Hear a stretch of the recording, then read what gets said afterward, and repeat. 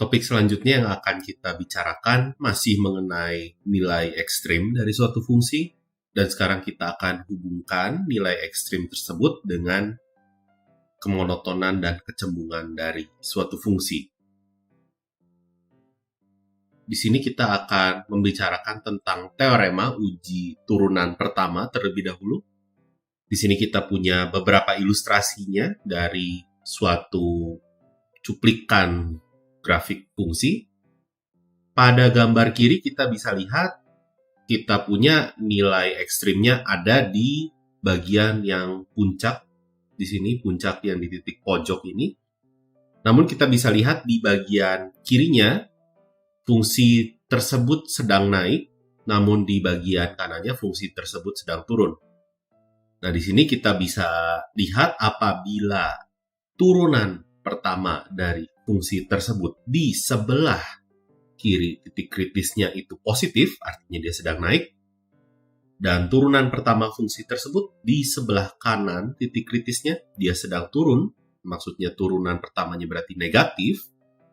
Maka dari itu titik kritis tersebut merupakan titik maksimum. Namun di sini kita bisa menentukannya hanya secara lokal. Jadi kita sebut dia sebagai titik dicapainya nilai maksimum lokal.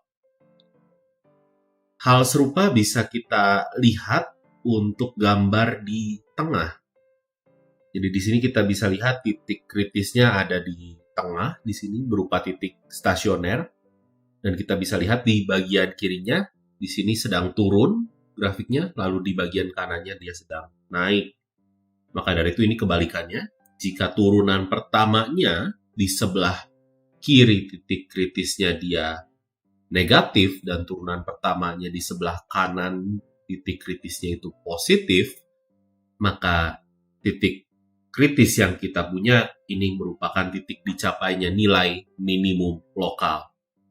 Dan apa yang terjadi jika turunan pertama di sebelah kiri dan di sebelah kanan titik kritisnya sama tandanya? Nah, kita bisa lihat contohnya di bagian kanan, di sini, di bagian kanan ilustrasi, bahwa yang kita peroleh titik kritis tersebut bukan merupakan titik ekstrim. Dan ada dua ilustrasi lagi di sini, ilustrasi ketika titik kritis yang kita peroleh merupakan titik ujung selang.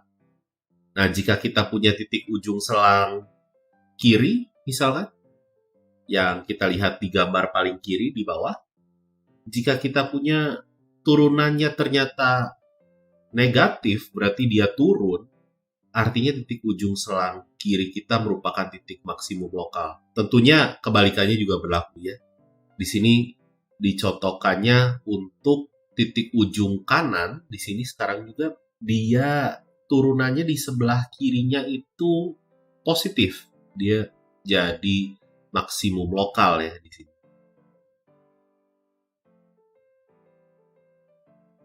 Sebagai contoh, kita lihat fungsi. Di sini fungsinya x pangkat 4 dikurangi 2x kuadrat dikurangi 3 pada selang minus 2,2. Di sini kita punya turunannya bisa difaktorkan menjadi 4x dikali x tambah 1 dikali x kurang 1. Dan di sini kita bisa peroleh titik stasionernya ada di 0, min 1, dan 1. Dengan nilai fungsinya di masing-masing titik stasionernya adalah sebagai berikut. Jadi F0-nya adalah minus 3, F1 dan F-1-nya sama, yaitu minus 4. Dan kita juga bisa peroleh nilai fungsinya di ujung selang, yaitu F-2 dan F2.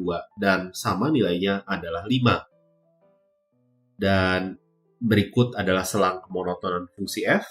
Jadi kita bisa lihat di sini dari diagramnya, pada selang min 2 sampai min 1 dia monoton turun, min 1 sampai 0 monoton naik, 0 sampai 1 monoton turun, dan 1 sampai 2 monoton naik lagi. Jadi kita bisa lihat dari uji turunan pertama, nilai maksimum lokal ini diperoleh atau dicapai di X sama dengan 0. Sedangkan nilai maksimum globalnya di sini adalah 5. Maksimum global di sini adalah nilai terbesar di domain fungsinya. Dan minimum globalnya di sini adalah minus 4. Namun sekarang bagaimana eksistensi dari nilai ekstrim suatu fungsi pada interval terbuka?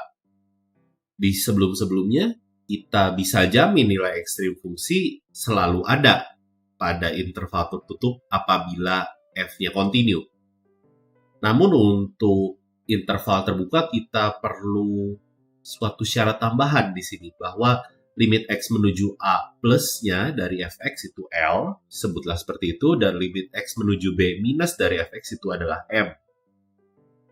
Jika kita punya suatu titik pada AB, sebutlah U, di mana FU-nya ini lebih besar dari L dan lebih besar dari M juga, maka kita bisa jamin bahwa F di sini memiliki nilai maksimum global pada selang tersebut. Dan jika kita punya, sebutlah suatu titik V pada selang AB, sehingga FV-nya ini kurang dari L dan kurang dari M, maka F-nya kita bisa jamin memiliki nilai minimum global pada selang tersebut.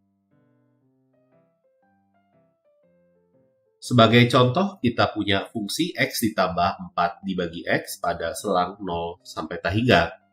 Kita bisa lihat nilai limitnya pada ujung-ujung selangnya. Dalam kasus ini kita beri tanda kutip ya ujungnya, karena di sini X menuju T3, kita bisa hitung limitnya dan hasilnya juga T3. X menuju 0 plus, di sini hasilnya juga T3. Dan kita bisa memilih satu buah titik. Misalkan kita hitung F1, F1 ini hasilnya 5, dan tentunya 5 kurang dari T3. Maka dari itu kita bisa jamin bahwa fungsi F ini mempunyai nilai minimum global pada selang yang diberikan. Lebih lanjut, kita bisa menentukan titik kritisnya. Di sini kita tentukan titik stasionernya dengan menurunkan fungsi F dan menyederhanakannya. Kita punya dia hasilnya adalah X min 2 dikali X plus 2, seluruhnya dibagi dengan X kuadrat. Maka dari itu titik kritisnya dalam kasus ini hanya titik stasioner saja, yaitu X-nya sama dengan 2. Sehingga nilai minimum globalnya adalah F2 yang melainkan dia adalah 4 ya hasilnya. Tentunya kita juga mempunyai teorema yang melibatkan kecembungan fungsi. Di sini kita batasi dulu bahwa titik kritis di pembicaraan kita untuk uji turunan kedua ini adalah titik stasioner saja. Dan apabila turunan keduanya negatif di X0, X0 ini adalah titik stasioner, maka kita bisa ketahui bahwa dia adalah fungsi yang di sini cembung ke atas ya, cembung ke atas.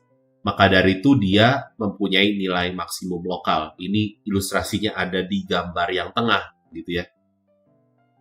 Dan jika kebalikannya maka dia cembung ke bawah, artinya dia minimum lokal ya, mempunyai nilai minimum lokal di titik X0 tersebut. Dan jika kita punya turunan keduanya 0, maka kita tidak bisa mengambil kesimpulan apa-apa terkait nilai ekstrim dari fungsi f di titik X0. Dan mungkin alternatif cara lainnya untuk menentukan ekstrim fungsi f di sini dengan menggunakan teorema uji turunan pertama yang sebelumnya telah dilihat. Sebagai contoh, kita lihat fungsi x kuadrat dikali e pangkat minus x, dan kita punya titik stasionernya. Di sini adalah penyelesaian dari persamaan turunan pertamanya dibuat sama dengan 0. Maka dari itu kita bisa peroleh di sini hasilnya adalah x-nya sama dengan 0 atau x-nya sama dengan 2. Dan lebih lanjut lagi kita bisa menghitung turunan keduanya sekali lagi dengan menggunakan aturan hasil kali atau aturan perkalian. Dan kita bisa hitung nilainya, nilai turunan kedua ini di titik-titik stasioner yang sudah kita peroleh. Untuk F double aksen 0, kita punya hasilnya 2, yaitu nilai positif. Sehingga kita bisa simpulkan adalah di sini X sama dengan 0, ini dicapainya nilai minimum lokal. Sedangkan turunan keduanya di titik 2, ini menghasilkan bilangan negatif. Sehingga X sama dengan 2 ini adalah titik dicapainya nilai maksimum lokal.